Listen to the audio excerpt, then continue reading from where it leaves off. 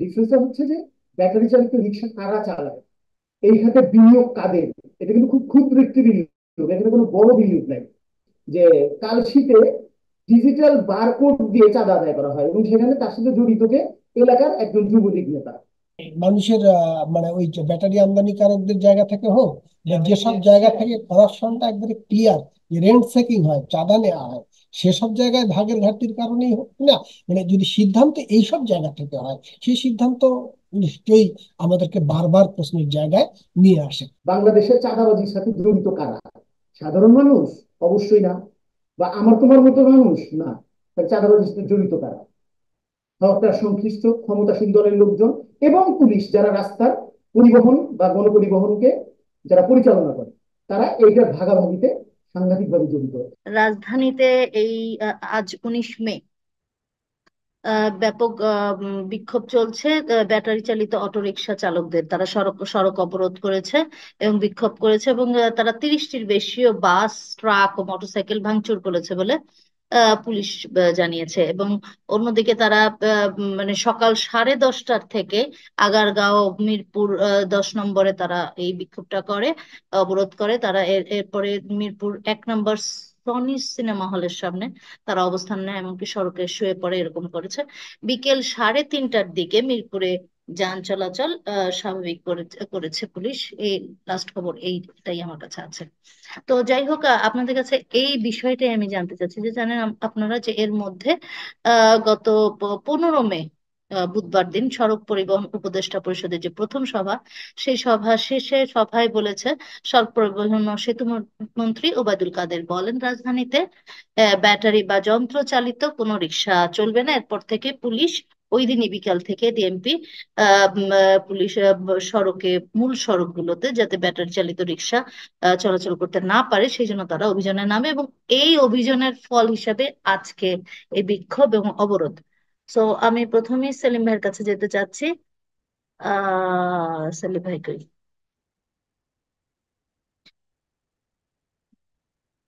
আমি এতক্ষণ কথা বলার পরে দেখি সেলিম ভাই নেই। আচ্ছা, পুলক দাদা আপনার কাছে আমি প্রথম আসছি। সেলিম ভাই কি আসছে? তাহলে কি আপনি কি ঢুকবেন? আমি আমি তাহলে পুলক দাদার কাছে যাই, আবার উনি বলতে থাকুক, আপনি এরপরে বললেন, আপনি ঢুকেন। হ্যাঁ, হ্যাঁ। যে তো যে যা বলছিলাম, পুলক দাদা আপনার কাছে প্রথমে আসি। আহ, আপনি এই বিষয়টাকে কিভাবে দেখছেন? পুলক দা, আনমিউট করে আপনাকে কথা বলতে হবে। ধন্যবাদ। পরিবহন বিষয়টা তো সরাসরি জনগণের স্বার্থ সংশ্লিষ্ট বিষয়, মানুষের প্রতিদিনের একটি প্রাত্যহিক প্রয়োজনের অংশ পরিবহন, এবং পুরো ইকোনমিরও পার্ট। সুতরাং এটার অনেকগুলো দিক আছে। যে মানুষগুলো বিক্ষোভ করছে তাদের জীবন জীবিকার জায়গা একটা আছে, আর মানুষের প্রতিদিনের মুভমেন্টের সংস্থারও একটা পদ্ধতির বিষয়, এটা ব্যাপার আছে, সঙ্গে সঙ্গে পরিবেশগত বিষয় আছে।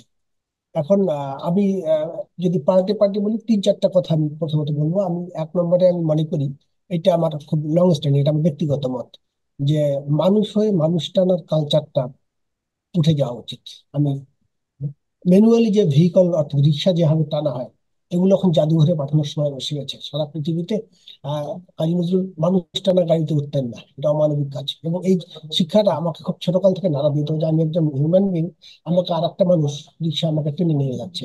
সুতরাং এই ঘাম ঝরানোর দিন টেকনোলজি সরিয়ে দেওয়ার একটা জায়গায় নিয়ে এসছে আমাদেরকে। এইটাকে আমরা বাংলাদেশে করছি না, বা করার ব্যাপারটা কিভাবে নিচ্ছি আমার কাছে মানে পলিসিগত ফ্লাকচুয়েটিং টেন্ডেন্সিটা খুব বেশি থাকে, একবার এক এক সিদ্ধান্ত নেওয়া হয়। আপনি যদি খেয়াল করে দেখেন যে এই ঢাকায় শুধু সিদ্ধান্ত নেওয়া হয়েছে, ঢাকার বাইরে আপনার মানুষ কি বলে, এই ইলেকট্রিক এগুলো চলবে, ব্যাটারি চালিত। আপনি সারা পৃথিবীতে পেট্রোলিয়াম চালিত পরিবহনকে নিরুৎসাহিত করে বৈদ্যুতিক যানবাহনের দিকে যাওয়া হচ্ছে। আমাদের এখানে এইটার কোনো একটা ফ্লাকচুয়েটিং পলিসি মানে দেখছে, একবার এই সিদ্ধান্ত, একবার ও সিদ্ধান্ত, একটা স্টেবল পলিসি থাকবে না। এবং আমার তো সুইচ করা উচিত এখন বিদ্যুৎ চালিত যন্ত্র উপরে। যে আমরা চট্টগ্রামে একটা মাননীয় প্রধানমন্ত্রী নিজেই একটি ব্যাটারি কারখানা উদ্বোধন করলেন। তো এই যে এটা আমাকে যেতে হবে ওই জায়গায়, আমি পেট্রোলিয়াম নির্ভরতার জায়গা থেকে পরিবেশ বান্ধব বিদ্যুৎ চালিত পরিবহন, এবং এইভাবে না যেভাবে বাংলাদেশে ইনডিসক্রিমিনেট ওয়েতে যে পরিবহন গুলো বানানো হচ্ছে, ব্যাটারি গুলো বানানো হচ্ছে যে মেকানিজমে, তা না তো। এখন ইলেকট্রিক ভেহিকলের দিকে পৃথিবী সুইচ করতেছে, চীন ওইদিকে যাচ্ছে, পৃথিবীর উন্নত দেশ সবাই ওইদিকে যাচ্ছে। সুতরাং এই যে স্মল ভেহিকল, যেগুলো ছোট ভেহিকল, এটার একটা নেসেসিটি আছে আমাদের, মানে মেইন সড়ক থেকে বাইরের অংশে চলাচলের জন্য। আর একটা জিনিস আপনি খেয়াল করেন, যে মানুষগুলো এই একটা ইয়াং প্রজন্ম নিজের টাকায় তার পুঁজি দিয়ে একটা ব্যাটারি করেছে, ব্যাটারি চালিত রিক্সা করে নিজে চালায়। এখন আমি শিক্ষিত ছেলেদেরকেও দেখেছি যে ব্যাটারি চালিত রিক্সা চালায়, যেহেতু ওটার ওই ইফোর্টটা ওইরকম মানুষ টানার মতো তার শ্রমটা দিতে হয় না। অনেক ছেলেও তার জীবন জীবিকা তৈরি করেছে। আরেক ধরনের বিনিয়োগ আছে, যে যারা মোটামুটি সঞ্চয়ের, সারা জীবনের সঞ্চয়ের একটা বড় অংশ 5টা 7টা এরকম ব্যাটারি চালিত রিক্সা করে ভাড়া দিয়েছে। এই মানুষগুলোর জীবিকা সম্পাদন হবে। সুতরাং সরকার যখন একটা সিদ্ধান্ত নেয়, ওই মানুষগুলোর জীবিকার দিকে খেয়াল রাখার বিষয়। আমার প্রাত্যহিক যে প্রয়োজন যান চলাচলের, মানে মানুষের যে পরিবহন সুবিধাটা, এটা দিকে একটা খেয়াল রাখার বিষয়। এবং ওই তো বলি যে একটা স্ট্যাবল পলিসির দিকে যাওয়ার কথা। কিন্তু এটা ঠিক যে আমার ক্ষুদ্র পরিবহনের উপর নগর যোগাযোগ ব্যবস্থা ডিপেন্ডফুল ডিপেন্ডেন্ট হওয়া, নির্ভরশীল হওয়ার সুযোগ আর নেই। আমাকে যে মেট্রো রেল যেভাবে করেছে, মানুষকে টানছে, খুব বড় রকমের গতি এনে দিয়েছে। এই যে মেট্রো রেলের আরো একটা ভালো সংবাদ যে আমরা দেখেছি, যে টঙ্গী স্টেশন পর্যন্ত নিয়ে যাচ্ছে। এগুলো হচ্ছে ভালো উদ্যোগ। আপনার বাসগুলোকে মানুষের মানে চলাচলের জন্য একেবারেই বান্ধব করা, যাত্রী বান্ধব করা, এই উদ্যোগগুলো তো নেওয়ার প্রয়োজন আছে, এটা ঠিক আছে। কিন্তু ওই যে দুটো, একটা হচ্ছে যে আমি কথাটা একটু খারাপ ভাবেই বলি, যে এমন যেন না হয় যে আমি আজকে এদেরকে চাপ দিচ্ছি, এরা ঠিকভাবে আমাকে ভাগটা দেয় নাই, কয়েকদিন পরে পে করে দেবে। কিছু কিছু কর্মকর্তাদের যারা এই পলিসি মেকিং এর প্রভাবে আবারও দেখা যাচ্ছে যে ব্যাটারি চালিত রিক্সা চলবে। অর্থাৎ এই ভাগ পাওয়ার অপেক্ষায় যদি সরকারের সিদ্ধান্ত হয়ে থাকে, আমি এটাকে কন্ডেম করি সরাসরি। যে এরা বিক্ষোভ টিক্ষোভ করছে এবং কিছু কিছু কর্মকর্তার প্রাপ্তির জায়গাটা পূর্ণ করে দেবে, তখন আবার দেখা যাবে যে ঢাকা শহরের বিভিন্ন জায়গায় এই ব্যাটারি চালিত রিক্সা চলবে। এটা আমরা অতীতের অভিজ্ঞতায় দেখেছি। আপনি ঈদে দেখেন ওই যে ফুটপাতে ব্যবসাদের ক্ষেত্রেও বারবার একবার উঠায় দেয়, আবার চলে। কিভাবে চলে? এর মধ্যে একটা বিজনেস আছে, ভাগটা বুঝায় দেয়। আমাদের একটা রেন্ট সিকিং কালচার আছে, একটি চাঁদাবাজির কালচার আছে, একটা ঘুষের কালচার আছে। অর্থাৎ এটা যদি দুর্নীতির পার্ট হয়, এটা তো আরো আপত্তিকর। সুতরাং আমি বলবো যে গণপরিবহনের ক্ষেত্রে সরকারের সিদ্ধান্ত স্ট্যাব নেওয়া উচিত। মানুষ কেন তার ক্ষুদ্র বিনিয়োগকে ওই জায়গায় নিয়ে যাবে? সে যদি সরকারের পলিসি হয়ে থাকে, রাষ্ট্রের পলিসি হয়ে থাকে, এই ভেহিকল চলবে না, এই পরিবহন চলবে না, তাহলে ওই মানুষটা কিসের ভরসায় এই টাকাগুলো তার সারা জীবনে বিনিয়োগ করেছে ওই জায়গায়? সুতরাং মানুষকে মানে বলি কি, মানুষকে আসলে দয়াদ্র হতে হবে, মানুষের প্রতি ভালোবাসা থাকতে হবে। এই সিদ্ধান্তগুলো আজ একটা নিচ্ছে, আবার কাল বদলে যাবে। আমি যদি নিশ্চিত ভাবে জানি যে আমার রাষ্ট্রের পলিসি এইটা, এই ভেহিকল চলবে না, সে তো ওই জায়গায় বিনিয়োগই করতে পারবে না। সুতরাং রেসপন্সিবিলিটি তো গভর্নমেন্টের অবশ্যই, যারা এগুলো এতদিন যাবত চলতে দিচ্ছে, আজকে এক রাতে বলে দিলে যে বন্ধ করে। এগুলো নির্দয় আচরণ মানুষের প্রতি, হুম। এবং মানুষের জি, প্রতি ধন্যবাদ সংবেদনশীল আপনাকে। আচরণ নয়। আমি বুঝতে পেরেছি বিষয়টা। সেলিম ভাই, আপনি শুনতে পাচ্ছিলেন পুলকদার কথা। যে আমি আমি এর সাথে যেটা একটু ইনক্লুড করছি, যে সেটা হচ্ছে যে গত 8 ফেব্রুয়ারি, আপনার নিশ্চয়ই মনে আছে, যে বিদ্যুৎ প্রতিমন্ত্রী নসরুল হামিদ এই ব্যাটারি চালিত অটো রিকশাকে কিন্তু বাংলার টেসলা বলে অভিহিত করছিল। এবং তিনি বলছেন যে যুক্তরাষ্ট্রের বৈদ্যুতিক গাড়ির যে কোম্পানি, ওটার মতো এটা বাংলার টেসলা। এবং তিনি কিন্তু তখন বলছিলেন যে তারা একটা প্রকল্প করতে চাচ্ছে, লিথিয়াম ব্যাটারি প্রকল্প করবেন। এবং এইটা দিয়ে সারা বিশ্বে এখন বৈদ্যুতিক গাড়ি চলছে। সো উৎসাহিত করেছিলেন কিন্তু মন্ত্রী। এবং তারপর থেকেই আমরা ঢাকা শহরে এগুলো দেখেছি বেড়ে গেছে। এবং এক সময় যেটা কিনা শুধুমাত্র প্রতিবন্ধীরা চালাতো এরকম একটা সিস্টেম ছিল, কিন্তু এখন দেখা যাচ্ছে প্রতিবন্ধী না, সবাই চালাচ্ছে। এমনকি যারা চোখে দেখে না, এরকম অল্প দেখে, তারাও চালাচ্ছে। সো একটা নগরবাসী এবং রাস্তাগুলি এখন একটা আহ, কি বলবো, যে একটা মানে দুর্ঘটনার একটা অ্যাটম বোমে পরিণত হয়েছে। সো সবকিছু বিবেচনায় আপনি এটাকে কিভাবে দেখছেন? বেশ কিছুদিন ধরেই মানে তাদের নিজেদের অবস্থান থেকে মাঝে মধ্যে এমন কিছু বলে থাকেন, যেগুলোর কোনো আসলে তারা কি এই বিষয়ে যথেষ্ট অবগত হয়ে বলেন, নাকি কথার কথা বলে ফেলেন, নাকি দায়হীন ভাবে বলে ফেলেন, এগুলো বুঝি না আসলে। এটা তুমি হয়তো দেখেছো যে নানা ধরনের কথা বলে বলে যাচ্ছেন, তাদের কোনো দায় নাই এ ব্যাপারে। স্বরাষ্ট্রমন্ত্রী সংসদে বলেছিলেন এটা বন্ধ করে দেবেন, এবং হাইকোর্টের একটা নির্দেশনাও ছিল যে এটা বন্ধ করে দেওয়ার, কিন্তু এটা বন্ধ করা যাচ্ছে না। এর মধ্যে বেশ সরব হয়েছেন, বিশেষ করে ঢাকা শহরের যানজট নিরসনে ঢাকা শহরের ডিএমপি খুব সরব হয়েছেন। তারা বিভিন্ন জায়গায় বেশ সাফল্যের নজির দেখছেন, যেটা আমরা মিডিয়াতেও সংবাদ প্রকাশ করছি, যে মোহাম্মদপুর জোনে যানজটের সেই চেহারা আর নেই। তারপরে তোমার মহাখালী থেকে আবদুল্লাহপুর পর্যন্ত নন স্টপ করে দেওয়ার কারণে বা গেট লক করে দেওয়ার কারণে সেই চিরচরিত চেহারা আর নেই, সেখানে যানজট নেই, ইত্যাদি ইত্যাদি আমরা সাফল্যের বেশ কিছু খবর দেখতে পাচ্ছি। কিন্তু এখন প্রশ্ন হচ্ছে যে ব্যাটারি চালিত রিক্সা আর গণপরিবহন, যদি আমার বাস ট্রাক ইত্যাদি ধরি, এগুলোর একটা ডিফারেন্স আছে। ডিফারেন্সটা হচ্ছে যে ব্যাটারি চালিত রিক্সা কারা চালায়, এই খাতে বিনিয়োগ কাদের, এটা কিন্তু খুব ক্ষুদ্র একটি বিনিয়োগ, এখানে কোনো বড় বিনিয়োগ নাই। একটা ব্যাটারি চালিত রিক্সা তৈরি করতে খরচ হয় 60 থেকে 70 হাজার টাকা। একটা ইজি বাইক কিনতে খরচ হয় 1 লাখ 1,20,000 টাকা। এই যে 60-70 হাজার টাকা, এর মধ্যে আমি কিছু পরিসংখ্যান বা তথ্য দেখলাম যে এর মধ্যে 60 থেকে 70 ভাগ হলো ভাড়ায় চালিত, আর 30 থেকে 40 ভাগ হচ্ছে মালিক চালায়, মালিক নিজে বানান, বানিয়ে মানে কেনেন, কিনে নিজে চালান। দেখুন এটা একেবারে একটা ক্ষুদ্র পুঁজি, এবং দিন আনে দিন খায় এই মানুষগুলো এগুলো করছে, যারা পায়ে চালিত রিক্সা চালাতে পারছে না, একটা সুযোগ তৈরি হয়েছে, তারা এটা চালায়। এবং এই বিশাল জনগোষ্ঠীকে হুট করে আমরা যদি এত কঠোর হয়ে যাই যে আমরা এটাকে চাল চলতেই দেবো না সারা দেশের কোথাও, তাহলে এই জনগোষ্ঠী যাবে কোথায়? এবং পরিসংখ্যান বলছে এরকম যে বা সারা বাংলাদেশে প্রায় 60 থেকে 70 লক্ষ ব্যাটারি চালিত রিক্সা আছে। এখন যদি আমরা 70 লক্ষ মানুষের পেছনে 4 জন করে ধরি, 4 7 28, 2,80,00,000, প্রায় 3 কোটি মানুষ এর সাথে জড়িত। এটাও আমি জনসংখ্যার ক্ষেত্রে। এবার আসলে অর্থনীতিতে, অর্থনীতিতে যদি আমি ধরি যে এখানে 60 বা 70 লক্ষ মানুষ এই ব্যাটারি চালিত রিক্সা চালিয়ে তাদের জীবিকা নির্বাহ করে, গড়ে যদি আমরা 600 টাকা আয় ধরি, তাহলে এই খাতে প্রায় 300 থেকে 350 কোটি টাকার একটি গ্রামীণ অর্থনীতি কিন্তু সঞ্চালন হচ্ছে। 300 থেকে 350 কোটি টাকা ডেইলি সঞ্চালন হচ্ছে গ্রামীণ অর্থনীতিতে। এবং গ্রামীণ অর্থনীতি আমাদের প্রধানমন্ত্রী সহ সরকার, মানে সরকারের অনেকেই বলেন গ্রামের অর্থনীতি চাঙ্গা হয়েছে, গ্রামের মানুষ এখন অনেক তাদের মানে কি বলে এটাকে, যে ক্রয় ক্ষমতা বেড়েছে। তাহলে এই যে 350 থেকে 400 কোটি টাকা প্রতিদিন সঞ্চালন হচ্ছে একটা খাত থেকে, সেইটাকে আপনি অন্যভাবে মানে ইয়া না করে, কি বলে, সমাধান না করে আপনি হুট করে বন্ধ করে দেবেন, এটা হলো একটা। এর পেছনে আরেকটা, সে পেছনে একটা চাঁদাবাজি আছে। আপনি সেটা জানেন, আপনি মিডিয়ার মানুষ, আপনি নিজেও জানেন এর পেছনে একটা চাঁদাবাজি আছে, বিশাল অঙ্কের একটা চাঁদাবাজি আছে।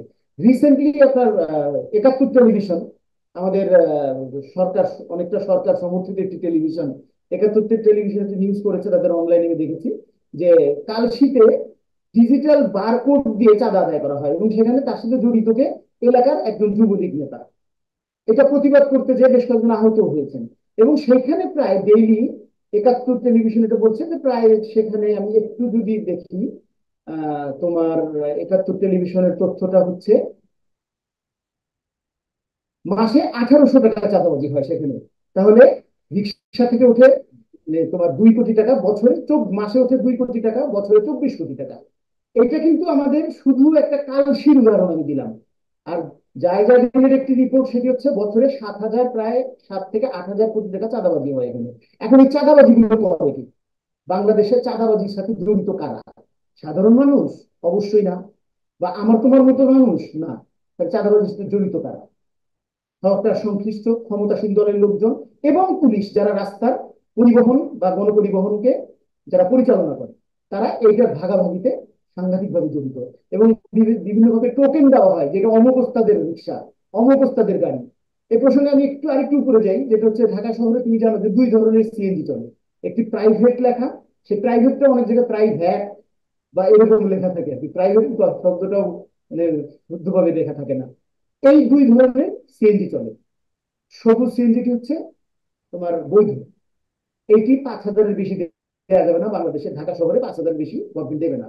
তাহলে আর বাদ বাকি সিএনজি চলে কিসে? প্রত্যেকটা সিএনজি চালকের কাছে টোকেন আছে। জামাল ওস্তাদ, ইয়াসিন ওস্তাদ, এখন জামাল ওস্তাদ কক্সবাজারে ট্রান্সফার হয়ে গেছেন, কিন্তু তারপরে জামাল ওস্তাদের মাসোহারা বিনিময়ে সিএনজিটা চলছে। এই ধরনের বিষয়গুলো কিন্তু হচ্ছে। এখন যদি আমি হুট করে বন্ধ করতে যাই, প্রথমত এই যে 50 লক্ষাধিক মানুষ এটার সাথে জড়িত, তার সাথে যদি 4 জন করে ধরি, 4 7 28, প্রায় 3 কোটি মানুষ, তার সাথে 350 থেকে 400 কোটি টাকা ডেইলি একটা গ্রামীণ অর্থনীতিতে ঢুকছে। এই জায়গাটাকে সর্ট আউট না করে কোন যুক্তিতে কিভাবে এটা বন্ধ করা হবে আমার কিন্তু মাথায় আসে না, বা আমি মনে করি এটা কোনোভাবেই সরকার পারবেন না। এতগুলো স্টেটকে সামাল দিয়ে এটা সরকারের পক্ষে সম্ভব না। তাহলে কি হবে? পরিণতির কনসিকুয়েন্সেসটা কি? কনসিকুয়েন্স হলো আপনি আগামী 7 দিন 15 দিন যেটা করবেন সেটা হলো বুলডোজার গুলো ভেঙে ফেলবেন, ডাম্পিং এ নিয়ে যাবেন। ক্ষতিটা কার হবে? ওই ব্যক্তি রিক্সাওয়ালা। ক্ষতিটা কিন্তু চাঁদাবাজেরও হবে না। ক্ষতিটা কিন্তু সরকার সংশ্লিষ্ট যারা মনে করছেন যে অর্থনীতি ঢুকতেছে, অর্থনীতিতে টাকা যোগ হলে কি আর না হলে কি, আমার লুটপাট তো ঠিকই চলবে। তাহলে ব্যক্তিগত ভাবে ক্ষতিটা হবে আমার সেই রিক্সাওয়ালার, যিনি ধার দেনা করে এই রিক্সাটি 70,000 টাকা দিয়ে কিনেছেন। তাহলে এই খরচটা কেন নিচের লেভেলে, উপর লেভেল থেকে সর্ট আউট হয়ে আসে না? রাষ্ট্র কেন যেটা, আমাদের সংবিধান আছে রাষ্ট্র আমার কর্মের দায়িত্ব নেবে, রাষ্ট্র আমার জীবিকার দায়িত্ব নেবে, আমার সাংবিধানিক অধিকার, রাষ্ট্র আমার জীবিকার সংস্থান করবে। তো কোথায় এই সাংবিধানিক অধিকার? উপরন্তু আপনি যে সাংবিধানিক অধিকারটা যাদেরকে দিয়ে মানলে রাষ্ট্রটি একটু সুস্থ হয়, যে দুর্বৃত্ত লুটেরা মালিক শ্রেণী বা ধনিক শ্রেণী বা পুঁজির মালিক, তাদেরকে সাংবিধানিক আওতার মধ্যে আনলে দেশের রাষ্ট্রটা একটু সুস্থ হয়, মানুষ একটু স্বস্তি পায়। সেই জায়গাটি আপনি যাচ্ছেন না। না গিয়ে আপনি এই একজন মরার উপরে খাড়ার ঘা, এমনিতেই রিক্সা প্রতিদিন আমি দেখি, তো আমি বসিলায় থাকি, বসিলায় তোমার 3 রাস্তার মোড়ের পরে আর যেতে দেয় না ওরা। ওইখানে প্রায় শত শত এই ব্যাটারি চালিত রিক্সার চালক গুলো অধিকাংশই তরুণ। কত বয়স? 17, 18, 15, 20 এরকম। তারা রিক্সার করে দাঁড়িয়ে থেকে চাতক পাখির মতো একটা যাত্রী আসলে হুড়মুড় করে তুলবে এবং পুলিশকে ফাঁকি দিয়ে নিয়ে রওনা দেবে। পুলিশকে চাঁদা তো দিতে হয় না, তারা চাঁদা দিতেই হয়, চাঁদা তো দিতে হবে না, করে দাঁড়াতেই দেবে না। কারণ এই দেশের হুম রাস্তাঘাট এবং সরকার সংশ্লিষ্ট লোকজনের, রাস্তাঘাট জনগণের না। হুম তো এইটা আসলে উপর থেকে ঠিক করতে হবে যে আসলে আমরা কি করবো। এখন এর পিছনে আমি আসি, এটা মডিফিকেশনের অনেক সুপারিশ কিন্তু সরকারকে দেওয়া হয়েছে বিভিন্ন সংস্থা থেকে। তোমার ইমরান হাবিব রুমন নামে এক ভদ্রলোক, তিনি এই ব্যাটারি চালিত রিক্সা সমিতির নেতা। তিনি হচ্ছেন তোমার প্রকৌশলী এমনিতে সদস্য সচিব রিক্সা ও ব্যাটারি চালিত রিক্সা ইজি বাইক চালক সংগ্রাম পরিষদের। ইমরান হাবিব রুমন উনি বলছেন যে আমরা সরকারকে অনেক সুপারিশ দিয়েছি যে এইগুলোর স্পিড লিমিট করে দেওয়া হোক, এগুলো ছোট চাকায় মোটা চাকায় রূপান্তরিত করা হোক, তাতে করে লোকাল একটা ইন্ডাস্ট্রি দাঁড়াবে। আমরা চীন থেকে ইয়েটা আমদানি করলাম, যন্ত্রটা আমদানি করলাম, কিন্তু লোকাল তো পুরো বডিটা আমরা তৈরি করতে পারি, তাই না? এবং আমরা টায়ারও বাংলাদেশে এখন হয়, বাংলাদেশে গাভী ইন্ডাস্ট্রি টায়ার তৈরি করে। লোকাল একটা ইন্ডাস্ট্রি দাঁড়ায়, কিন্তু সরকার এই সমস্ত সুপারিশগুলো কানে নিচ্ছেন না, কর্ণপাত করছে না। সব ক্ষেত্রেই তাই করেন, আসলে কোনো সুপারিশই জনগণের কাছ থেকে আসলে তারা আমলে নেন না এটাকে। তো আমি আরেকটা বিষয় যেটা আপনার মানে আপনাদের দুজনেই বলছে যে আহ, এই যে রিক্সার মানে ব্যাটারি গুলি আমদানি হলো বা পার্টস গুলি আমদানি হলো, যদি এটা চলতেই দেয়া না হবে তাহলে এই চায়না থেকে এগুলো আমদানি করতে দেয়া হলোই বা কেন? তাহলে তো এই যে আমদানি করলে একটা শ্রেণী, ব্যবসায়ী শ্রেণীকে তো লাভ করে ফেললো, লাস্ট শেষ পর্যন্ত ক্ষতিটা হচ্ছে কিন্তু আসলে এই গরিব রিক্সা চালকের। যাই হোক, আমরা এই বিষয়টা নিয়ে আর এখন আর আবার আরো দেখি সামনে কি হয়।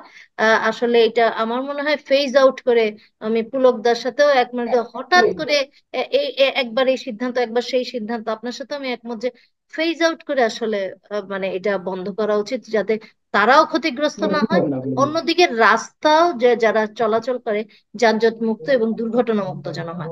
হুম একটা কথাই শুধু এখানে অ্যাড করি। হুম প্রথমত হচ্ছে যে মানুষ বিশ্বাস করে এই সিদ্ধান্তের সততার জায়গাটা, সিদ্ধান্তগুলো অনেস্ট কিনা যখন আমাদের সন্দেহের কারণ থাকে, তখন মানে ওই যে বললেন না যে ইম্পোর্টের জায়গায় কোনো স্বার্থের ঘাটতি ঘটে গেছে কিনা, সে কারণে এই সিদ্ধান্ত কিনা আমরা সন্দেহ পোষণ করি। মানুষের মানে ওই যে ব্যাটারি আমদানিকারকদের জায়গা থেকে হোক, বা যেসব জায়গা থেকে করাপশনটা একবারে ক্লিয়ার, রেন্ট চেকিং হয়, চাঁদা নেওয়া হয়, সেসব জায়গায় ভাগের ঘাটতির কারণেই হোক না, মানে যদি সিদ্ধান্ত এইসব জায়গা থেকে হয়, সেই সিদ্ধান্ত নিশ্চয়ই আমাদেরকে বারবার প্রশ্নের জায়গায় নিয়ে আসে। অতএব পলিসি স্টেবিলাইজড পলিসি দরকার, পলিসি স্টেবিলিটি, এটা খুব জরুরি, একটা নীতি থাকবে।